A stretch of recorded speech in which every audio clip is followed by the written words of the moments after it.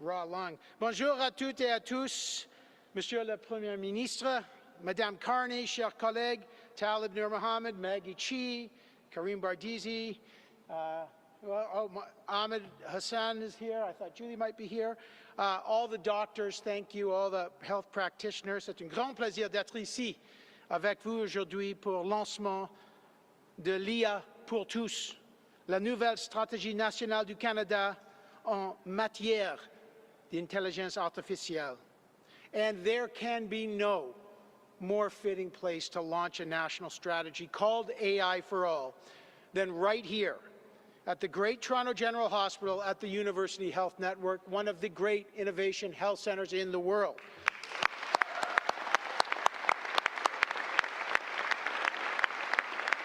And Dr. Smith, Kevin, thank you for you and your team for hosting us today. Some remarkable demonstrations that I would encourage everyone to see. We are also in the riding of our great colleague, Dr. Danielle Martin, who knows a lot about health and innovation here at UHN. For decades, UHN has been one of the places where Canadian science and Canadian medicine and innovation have come together to improve people's lives at their most vulnerable moments. And UHN now has an AI hub actively moving to safely and responsibly integrate AI innovation into their hospitals to serve patients and Canadians and support clinicians. That's exactly what our national strategy AI for All is all about. AI that serves Canadians, not the other way around. L'innovation au service des gens, l'innovation au service des patients, l'innovation au service du Canada. So I just want to quickly recognize members of Canada's AI Strategy Task Force who are here today. Many of you helped shape this strategy through your expertise, your advice, and your commitment to making sure Canada's approach to AI is ambitious, responsible, and grounded in the needs of serving Canadians. Merci pour votre contribution importante. Now, this is a transformative moment, as the Prime Minister says, and we all hear about AI everywhere, at the dinner table, at work, and there's an enormous opportunity to change lives for the better. But we know there's real concerns about trust and safety and privacy and control. And we have to be open to the opportunities for AI and candid about these concerns. And our strategy for AI for All, is a pragmatic, practical one that will make sure Canadians have the skills, the tools, and the means to ensure that AI serves our values just like they're doing here at UHN. People need to see what AI does for them, not what AI is, how it's supporting doctors and nurses, and improving services. The goal of the strategy is to do just that, as the Prime Minister will tell you about, to build trust and create opportunity, and to give us a greater sense of sovereign control. The Prime Minister has been clear from the very beginning. This major transformation must be seized, and Canada's approach must be built on Canadian values, built on Canadian strength, and built to serve all Canadians. So, to give the details, it is an absolute honour and pleasure to welcome the Right Honourable Mark Carney, Prime Minister of Canada. Thank you. Thank you all. Thank you very much, Minister Solomon, chers collègues. It is a great pleasure to be here at Toronto General in the University Health Network. It is humbling and inspiring at the same time to be here and to be with such an esteemed group.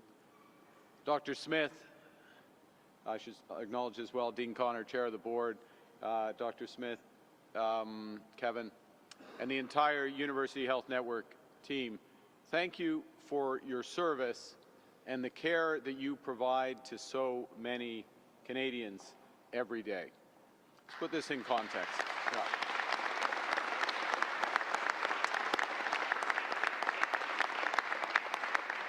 And for those of us who had the privilege of going around the exhibits, it's not just the service, but it's the innovation.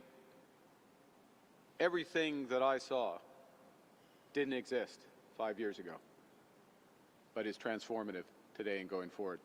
And think about it, Toronto General, this broader network, 700,000 people are treated a year using a precious combination of empathy, compassion, and world-class expertise and cutting-edge technologies.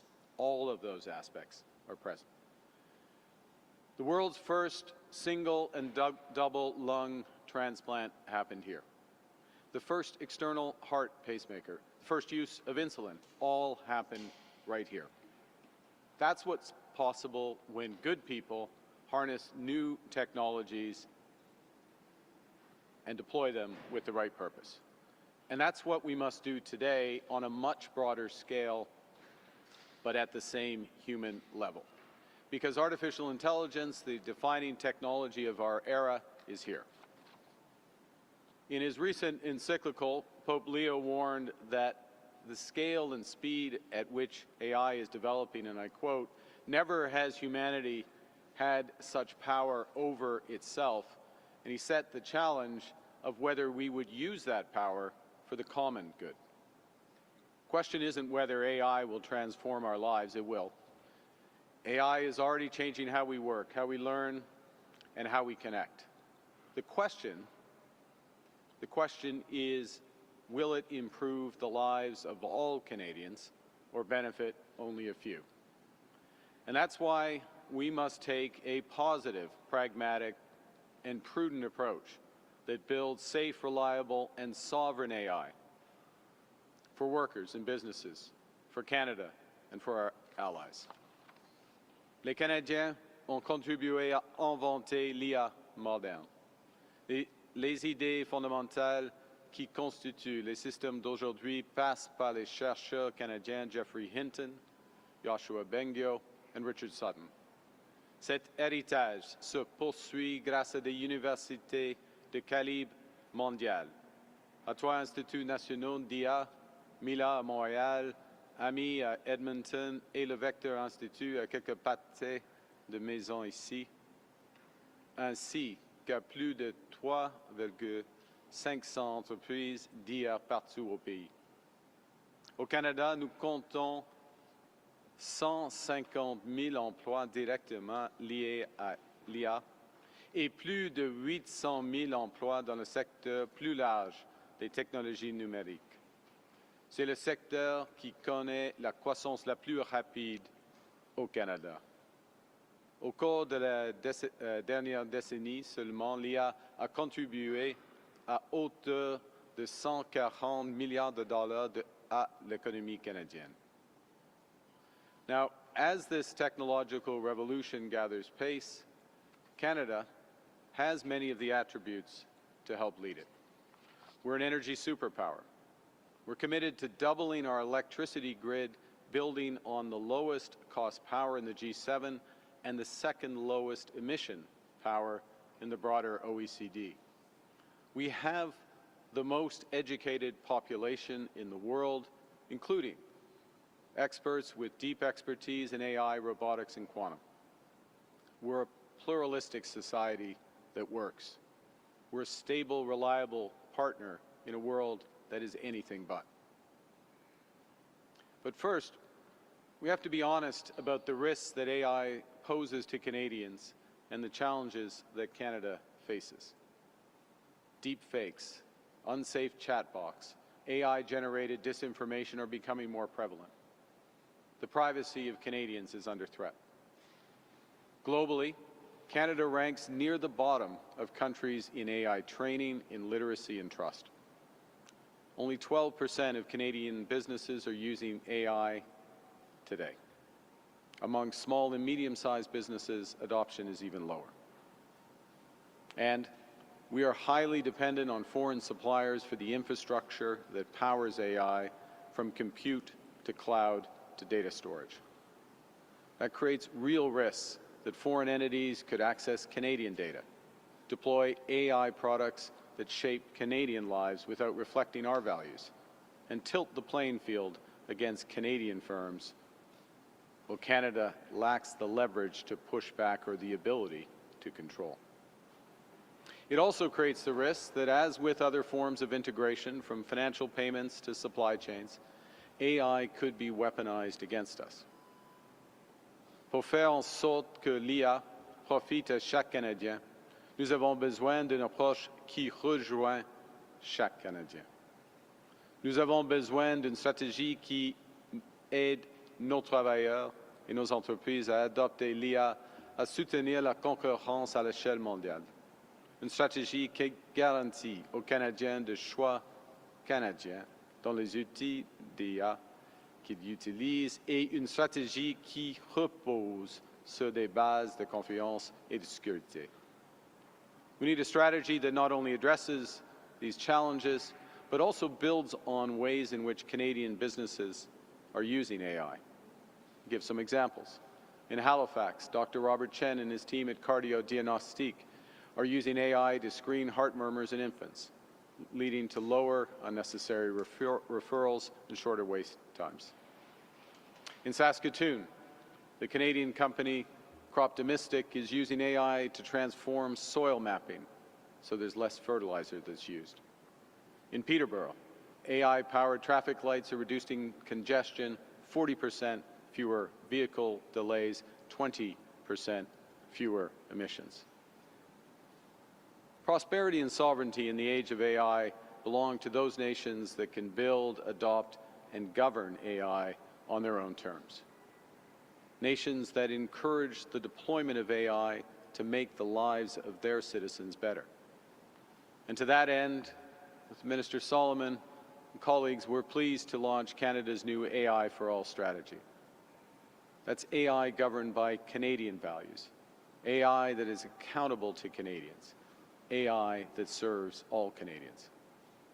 Our strategy has three guiding principles. And the first is trust. We will protect your data, your privacy, and your children. Second, opportunity. We will empower Canadian workers, Canadian businesses, Canadian students with the tools to expand their knowledge, their expertise, and their futures. And finally, sovereignty. We will reinforce Canadian sovereignty so Canadians can make their own choices on how AI is built, governed, and used. Dans le monde virtuel, comme dans le monde physique, nous serons maîtres chez nous. La stratégie l'IA pour tous vise à générer 200 milliards de dollars supplémentaires de croissance économique. Cela pourrait se traduire par la création de 250 000 emplois liés à l'IA au cours des 5 prochaines années et faire passer le taux d'adoption de l'IA qui est aujourd'hui d'1 sur 10 à près de 2 tiers d'ici 2034. Au cours de cette stratégie, on trouve l'adoption. Pour que les Canadiens bénéficient de l'IA, chacun doit avoir la possibilité d'apprendre à l'utiliser. Et pour l'utiliser, l'IA, les Canadiens doivent pouvoir lui faire confiance. Avoir confiance que nos enfants seront protégés, que nos concitoyens seront respectés, que notre culture et nos langues seront non seulement préservées, mais renforcées, et que notre démocratie sera préservée elle-même. Canadians need to be able to develop the trust that AI will be governed in ways that reflect our values, to trust that they will share in its benefits. And for AI to benefit Canadians, it needs to create new opportunities for us and to be anchored in infrastructure that Canadians can control. Under our strategy, the government will introduce new legislation, regulations, and standards to protect your data, your privacy, your children. We will modernize Canada's privacy laws and online safety legislation, ensuring that they are fit for an AI-driven world. We will expand Canada's AI Safety Institute with advanced research to evaluate AI models and to track emerging risks. We'll table consumer privacy legislation that ensures AI systems safeguard children's information from exploitation and harm, and we will make the development of cloud safety standards, child safety standards, a priority at next month's G7 summit in Evian. This month's G7 summit in Evian. We will also enshrine Canadians' fundamental right to privacy, including by creating protections against harmful practices such as deepfakes and surveillance pricing, so that technology doesn't outpace our ability to safeguard against technology ourselves. Second thing we will do, most exciting, and we see examples in this great research network, we will empower all Canadians with new opportunities to participate in and benefit from AI. So we're launching a national AI literacy initiative, offering training to all Canadians across the country in classrooms, workplaces, libraries, community centres. With free and trustworthy AI learning kits, including courses and modules, Canadians will better understand AI, be able to use it safely and confidently, and put it to work in their own lives. The approach will also help identify biases and misinformation and give Canadians the AI tools to learn and to help with their careers. As we adopt AI more broadly, there will be significant demands for Canadian workers who have the knowledge and the know-how to use this technology effectively. So a farmer who needs a manager with AI expertise to oversee exactly how much to plant, to water, to fertilize. The factory owner who needs an AI specialist to streamline machine data so the floor runs smoother and faster. To ensure that Canada is ready to meet that demand and to train up the next generation, we'll create over 90,000 AI-related job opportunities for young Canadians, including through the Student Work Placement Program, Canada's Summer Jobs, MyTax, and Skills for Success programs. We'll invest in training and upskilling for workers at every stage of their careers, from students to mid-career professionals to frontline workers. And we will ensure that every post-secondary student has access to trusted AI agents, whether they're in art schools or computer science labs, whether they're training to be electricians or carpenters, in order that our next generation has world-class, reliable tools on which to build and learn. We're going to use the Business Development Bank's LIFT program to help Canadian SMEs access financing to adopt AI tools in their operations. We're providing $500 million through the Regional AI Initiative to expand AI adoption, commercialization, and readiness across the country. And we'll expand affordable sovereign compute for Canadian small and medium-sized enterprises with an additional $700 million in the Compute Access Fund. So Canadian AI adoption will be prudent, pragmatic, and pro-worker. Il est essentiel que l'IA reflète l'identité, les valeurs et la culture canadienne. Et cela signifie renforcer la présence du français dans les systèmes de l'IA et en veillant à ce que les outils reflètent dans les deux langues officielles. Cela signifie de soutenir les initiatives sur l'IA dirigées par des autochtones, de protéger les langues et les connaissances autochtones et de permettre aux autochtones de déterminer la manière dont l'IA sera développée et utilisée. And the third part of our strategy is to ensure that Canada controls its AI sovereignty. Just in our defence industrial strategy, we will follow a build, partner, buy framework. So first, we will build in Canada and direct procurements for sovereign capabilities towards Canadian firms first. Where we can't build, we'll partner with like-minded allies to attract investment and to integrate supply chains. And only after exhausting these options will we buy from abroad. So starting with focusing on building in Canada, let's observe that Canada is one of only 4 countries in the world with a large language model. That means, amongst other things, that the data that Canadians share through their businesses and public services can be processed and governed within Canada under Canadian laws and standards. It safeguards our digital sovereignty and our national security.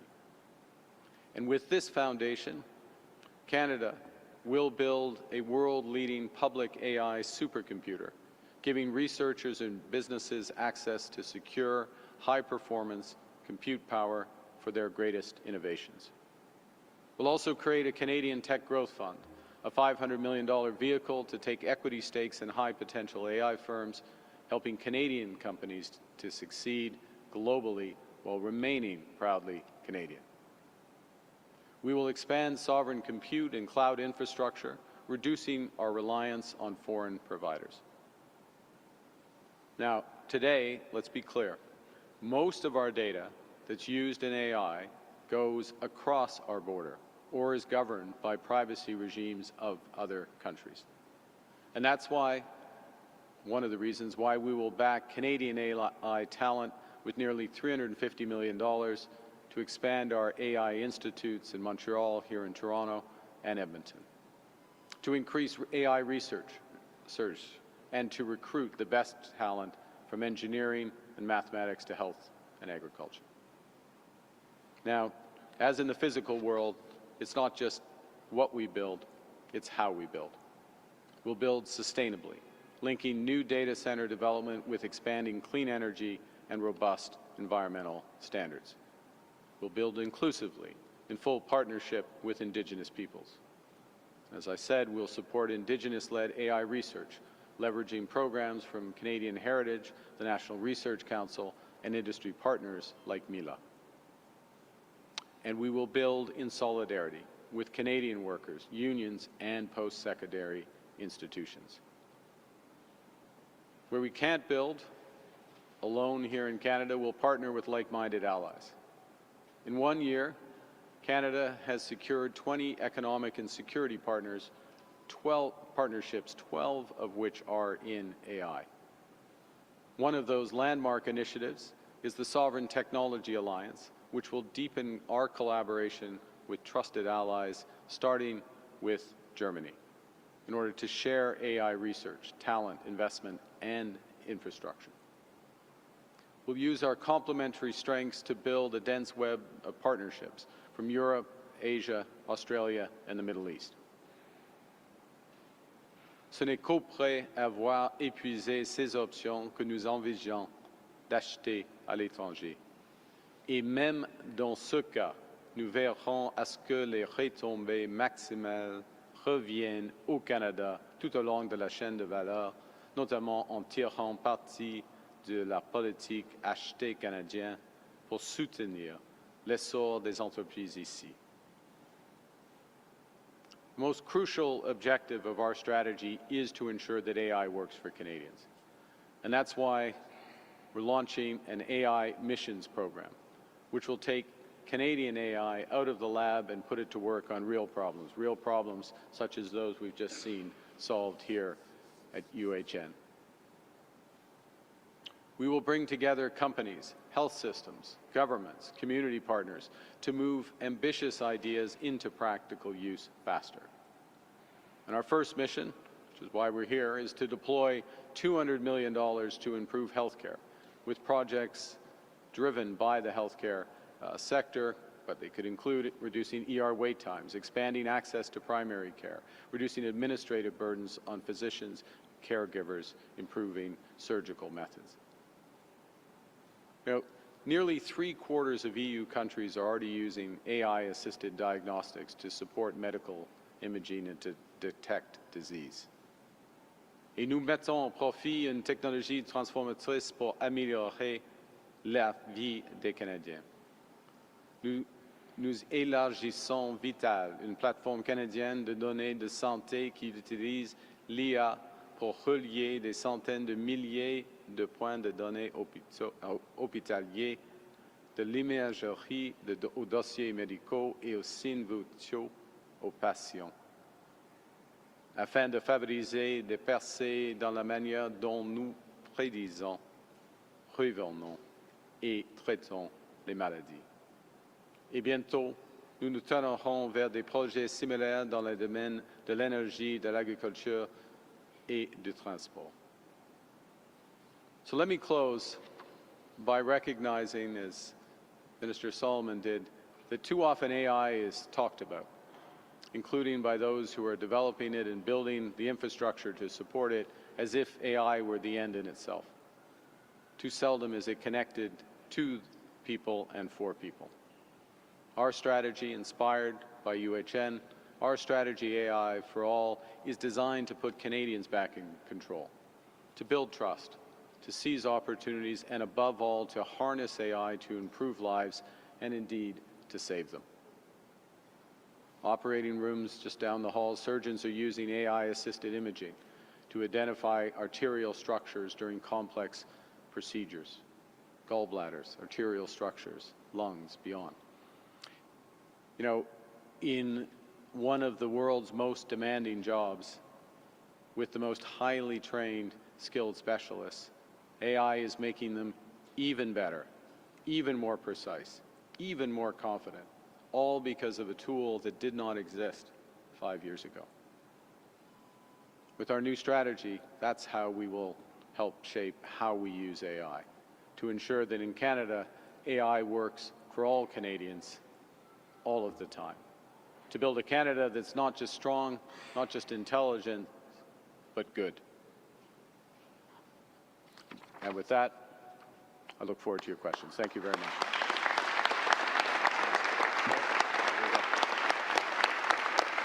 That one didn't work. That one, the whole time. I'm going to spend the rest of the time on this.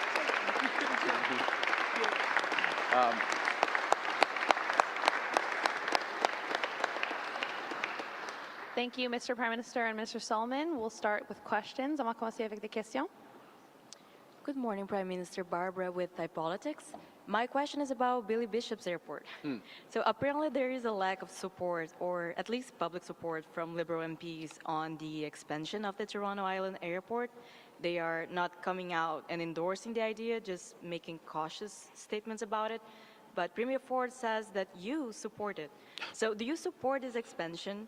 Why do you think Liberal MPs are not fully endorsing it? And is this something you would move forward with, even if the Liberal caucus is not completely on board? Well, I think the first thing is the initiatives come from the province, as you know.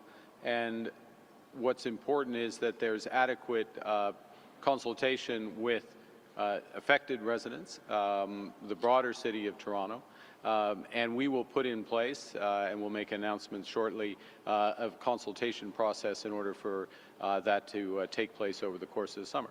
There's many, many issues. There's issues of transportation. There's issues of economics, but there's issues of neighborhoods, quality of life, environmental concerns or issues, parks and other elements. And so we'll use a process. The federal government is very much an actor here, process to understand all of that and get the feedback. And one of the many strengths of my colleagues, and they have many, is that they are very tied into their communities and have those perspectives. So because we have those perspectives, we'll go through that process. I personally have not formed an opinion, just to be absolutely clear, on the airport, in part because those full processes have not been done. Thank you. Prochaine question. Next question. Hi, Prime Minister. Hi. Hannah Alberga with the Canadian Press. The AI strategy says Canada is uniquely positioned to lead an alliance of aligned democracies who pool research, talent, compute, and procurement power. Do you think such an alliance could offer a credible alternative to U.S. big tech? And is that the goal that you're trying to set out here? Well, I think the short answer is in a series of areas that critical mass absolutely can be developed. I referenced one, which is we have LLM, large language model capabilities here that very few other countries, only 3 other countries have. That's part of a broader AI ecosystem that we can build alliances around. We've already started to do that with Germany as an example. There is, I can tell you from our 12 AI-related partnerships that we've signed over the last year, there is very strong interest in like-minded countries of sharing infrastructure, various aspects of infrastructure as part of that ecosystem as well. There is a very strong interest in coordinating, and this will be part of what is discussed at the G7 in Evian in 2 weeks' time, coordinating and improving child safety approaches. And one would expect that our partnerships would be deeper with those countries that share our priorities on that and get it right. So yes is the short answer. I don't view this necessarily, maybe the last point I'll make, as a winner-take-all or a challenge strategy. There are just such a host of applications for AI that it's going to be tailored to the values, or should be tailored to the values of countries. There are many countries that share enough of those values with Canada that they're natural partners. Thank you. Question, question. Next question. Hello, this is Shubi with Y Media. You recently at an event said that when you come to this country, do not bring your animosities. What does your government plan to do against those who bring their animosities to this country and spread hatred? Yeah. Well, there's a variety of answers to that question. It starts with whether the expression of those animosities are criminal. What this government is doing is taking a very tough and appropriate line on criminal expressions of hate, particularly. As you may know, Bill C9 is working its way through Parliament. It will soon be law. We have fought hard for that. It's absolutely right to police hate, to stop intimidation of individuals, whether they're going to their synagogue, mosque, church, community center, where they've been subject to harassment, intimidation, online hate, etc. So first, policing, where we play a role and we've reinforced. Secondly, the right laws, 6 pieces of legislation, the most important, C9, on hate. Then there is a broader set of issues, which, and part of the reason I said that in the broader context of that speech, is it's all of our responsibility as Canadians. What is our role as Canadians? What's the civic compact in Canada? And that civic compact is that we're all equal. Unity does not mean uniformity. We respect each other's differences, and we celebrate them. Now, I'm going to make an adjacent point because I think it's important. Let me make those are fundamental things, and we need to get better, as all of us as a country, in doing that. Okay. Let me make an adjacent point because of where we are. Dr. Smith pointed out to me that the transplant record here at UHN is first in the world. First in the world, bar none.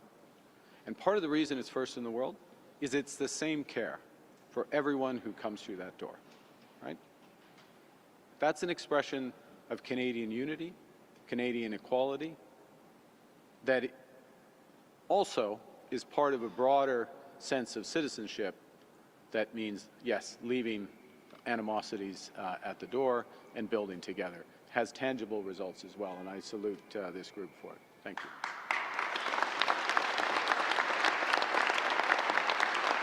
Question, question. Next question. Bonjour, M. Carney, Bonjour, Madame madame. Bérubé de Radio-Canada. Une question en français. D'un côté, votre gouvernement multiplie les reculs face aux géants du Web et d'un autre, vous voulez un secteur de l'intelligence artificielle plus souverain, donc moins dépendant des États-Unis. Comment vous allez expliquer ça à l'administration Trump sans en subir les conséquences? Premièrement, je ne partage pas votre prémisse, c'est pas une surprise. Nous venons de prendre une décision sur les streamers, en effet, mais c'était une question d'abordabilité. D'abordabilité pour les Canadiennes et les Canadiens. Il y a des grands défis, tout le monde le sait, sauf évidemment le CRTC, qu'il y a des défis de pouvoir d'achat. Ce sera demain que le bénéfice d'essentiel et l'épicerie va arriver pour 12 millions de Canadiens et Canadiennes. C'est à cause des difficultés réelles qui existent. Et ce n'est pas le moment d'enlever les prix de content audiovisuel. Mais en même temps, c'est le moment de renforcer nos investissements dans le secteur culturel, dans la langue française, dans la culture québécoise. Et nous le faisons. Nous le faisons avec 600 millions de dollars de plus. En ce qui concerne ce secteur et les règles qui gouvernent, qui vont gouverner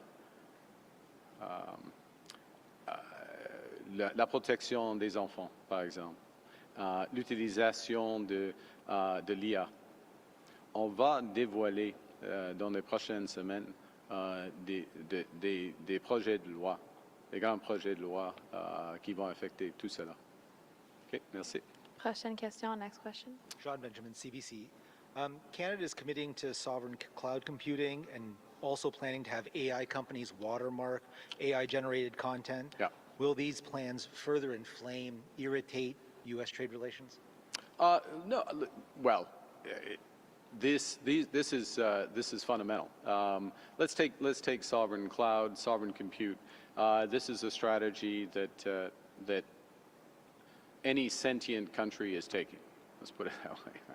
Right? This is fundamentally strategic, and it makes sense to do that. Now, the question of where is the government of Canada going to hold your data, and our national security data, is going to hold it in Canada. So that's the most extreme version of sovereign cloud, and with the most trusted providers. But also, where do Canadian companies and where are Canadians most comfortable having their data, and them having those options? So we view this as fundamental and straightforward.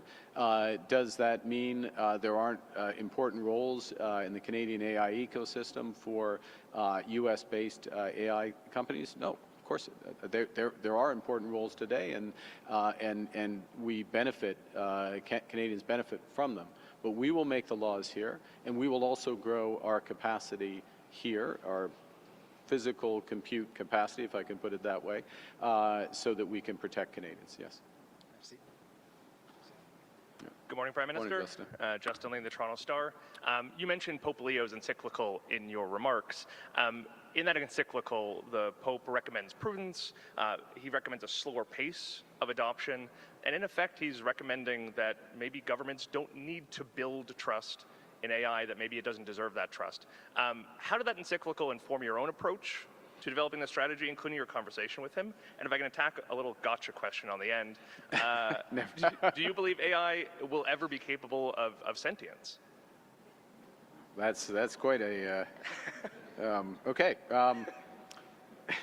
So first thing, our strategy was substantially developed the core principles of our strategy. In fact, the animating principle of AI being for all, doing what we can, AI for all Canadians. The purpose of AI, working for Canadians, not Canadians working for AI. Those have been there from the first conversations and the first development. So what I found with the encyclical, not that there weren't it was a richer and a better expression of many of those principles, but there was a congruence, there was a complementarity, and the same in the conversation. So again, I mean, to use the language of it, is the Tower of Babel, in other words, about the technology, or Jerusalem about the human, about the people.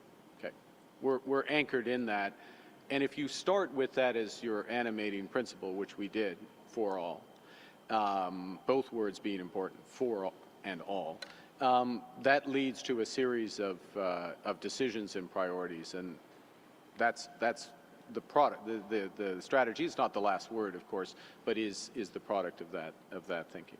So I hope that answers the pre-gotcha part of your question. Do I think we're going to get to singularity is effectively? Those who know a lot more than me do think that is the case. I don't know enough to fully answer that. Certainly, what I do feel is very strongly, our government feels, is that we want to, and we will, ensure that our data privacy and children are protected, number one. Number two, that we will ensure our sovereignty is reinforced, and we will do everything we can to make sure that AI is working for people as opposed to replacing or working at cross purposes. Thank you. En français, quel aspect? Le dernier, oui, c'est la possibilité de la singularité. C'est, oui, selon des experts, par exemple, M. Hassabis, le lauréat de Nobel, il pense que oui, ça va arriver peut-être dans une décennie. Je ne sais pas. Je ne suis pas expert dans l'IA, mais ce qui est fondamental, on doit prendre des mesures, et le gouvernement prendre des mesures afin de protéger nos enfants, nos données et notre privacy, en effet, et puis de renforcer notre souveraineté dans les domaines de l'IA. Sure. Murad Hamadi, The Logic. Prime Minister, you talked about leverage in your speech. Even with your procurement and support for Canadian-owned AI infrastructure, the strategy acknowledges that much of Canada's compute will come from US hyperscalers into the foreseeable future. And Canada itself isn't a huge compute market, at least compared to the US. So what leverage does Canada have if the US decides to violate our digital sovereignty? What do you mean by the last part of your question? If the whole point of this is that if our data and our AI is not within Canadian control, then that's a problem. Well, let me put it this way. There's multiple points of leverage, and look, we don't view this as an adversarial. This is not an adversarial conversation. And let me give you an example of that. A tangible example that's going on right now with the development, as you'd be aware, of Mythos, latest stage Anthropic. The equivalent for OpenAI is 5.5, which creates real risk for many entities, financial institutions, others, in terms of cyber and ability effectively to hack systems. The U.S. has rolled, both of those are available to the Canadian government in real time, and they are available becoming available to core institutions so we can protect ourselves. So I give that example to underscore, I don't think we should paint a picture of that this, as I said, that this is in any way adversarial. We're very much working together as a very complementary, reinforcing.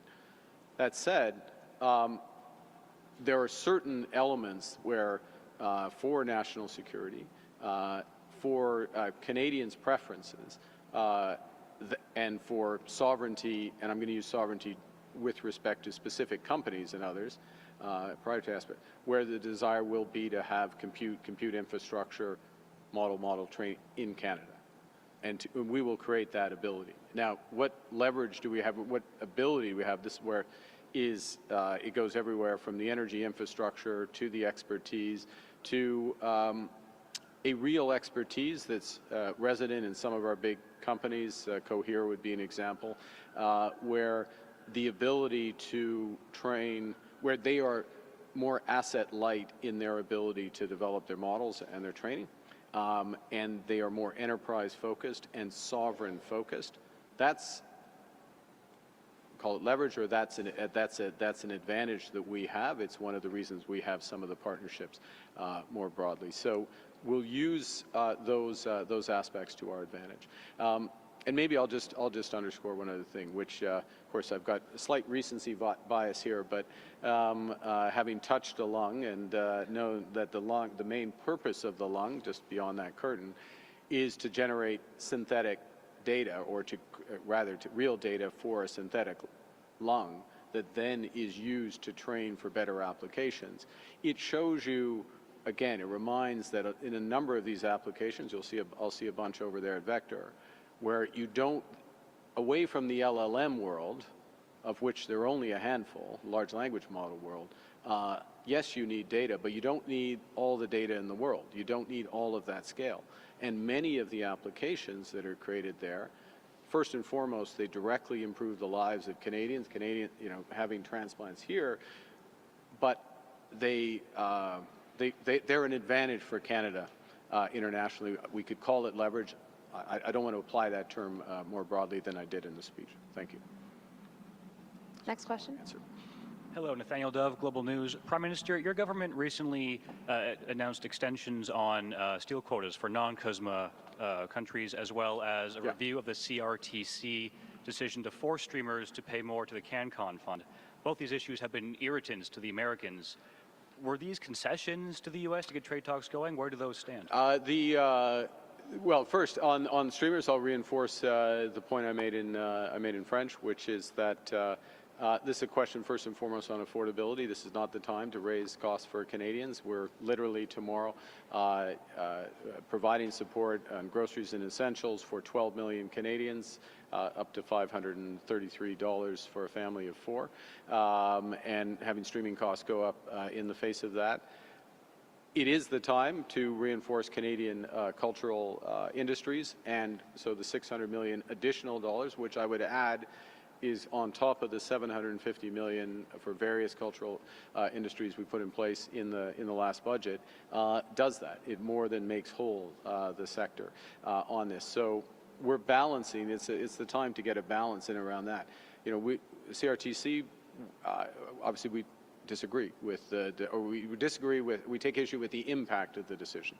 I will just remind that last summer we were very supportive of the decision of the CRTC for broadband reselling across Canada, because, not least because that improved competition and lowered costs for Canadians, something that's actually being seen. So there's a consistent approach around affordability, and I'm going to build this up and then answer your final bit of your question.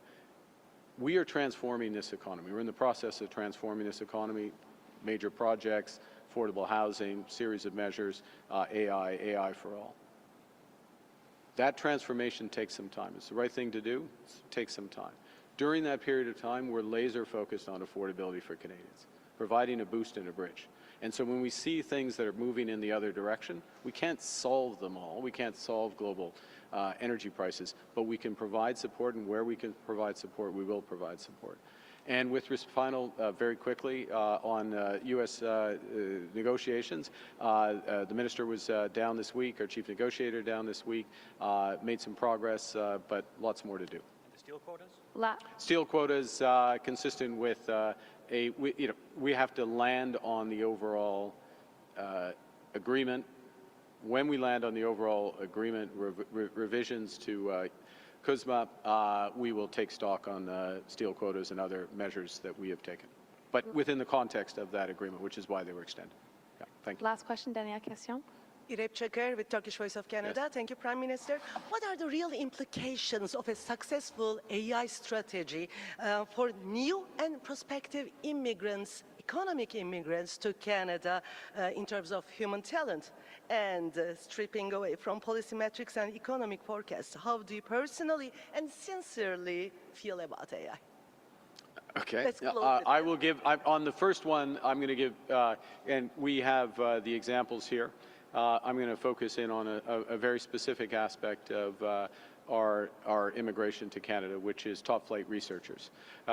We have, Dr. Smith will correct me, but I believe over the course of even the last 18 months, about 100 of the world's best researchers coming here to UHN alone.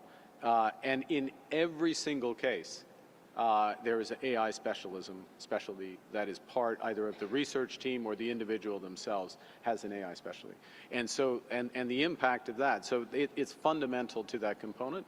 As you may recall, we've committed $1.7 billion for top flight talent to come to Canadian research institutes. We committed that in the last budgets, and that is moving forward fast. I will see University of Toronto President Melanie Wooden shortly. I suspect she's going to update me on how quickly they've used up their quota, and we will be thinking about what more we can do in order to develop there. So sincerely, what do I think about AI? Look, I use AI as many do. It's very powerful in many respects. I use a very small fraction, obviously, of its capability. I have felt for well over a decade that the biggest issue, there are issues of trust. I won't repeat them, so just refer back to my earlier remarks that are fundamental. But then the core issue is engagement and adoption, getting mass adoption, giving everybody a chance to use AI. And just to be clear, this is not a tool in its broadest sense. It's often boiled down to the economic, but it is much broader in terms, it's a complement to human skills and human ingenuity, and that can be applied to saving lives. It can be applied to improving lives, improving art, expanding knowledge. And I'll finish with this, which I'll just observe that if you recall the famous demonstration of AI, one of the breakthrough was the use in the game of Go. 10 years ago. It was probably 10 years ago now, maybe even a bit more. And what happened in that case, and there are more positions on a Go board than atoms in a universe, which tells you something. And the AI, a DeepMind application, won against the champion, but it won with a strategy that was totally different than the champions and the leaders had been using. And instead of destroying the fun of Go, they opened up a whole new area on the board effectively to play, if I can make that analogy. So it went from a local maximum to opened up a new global maximum. So when I see that, examples like that, it shows the ability to do things that we didn't think was possible, combined with the human element. And what we need to do is to continue to make that possible for all Canadians. I'm just going to underscore one thing. All Canadians access to literacy training, every post-secondary student, apprenticeship, art school, Waterloo, UQAM, access to an AI agent to help build that application. Thank you very much. Merci beaucoup. Thank you.